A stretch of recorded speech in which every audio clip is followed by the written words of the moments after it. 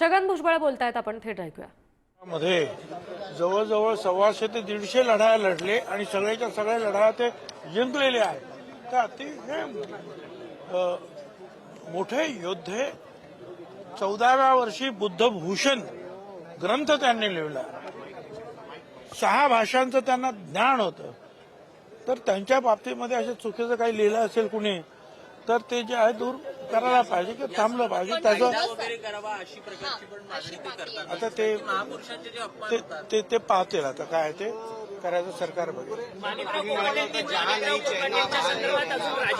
मग काय करायचं. मग आता काय इथे काय आहे का.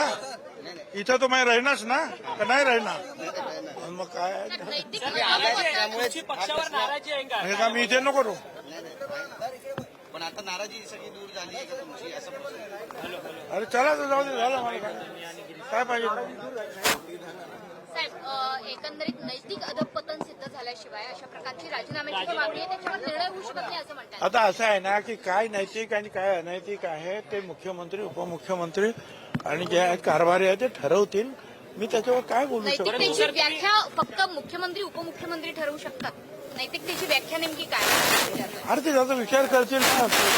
विरोधी पक्षांनी काय मान्य काय बोलले असतील त्याच्यावर ते उत्तर देतील ना तुम्हाला. सर, सिनियर नेत्यांना डावलण्याचं काम सध्या राज्यात सुरू आहे का. कारण की सुधीर मुनगंटीवार तुमच्यासारखे जे अनुभवी नेते आहेत ते मंत्रिमंडळात नाहीये. तुम्ही वारंवार आपली नाराजी सुद्धा बोलून दाखवली असं काय. मग काय करू.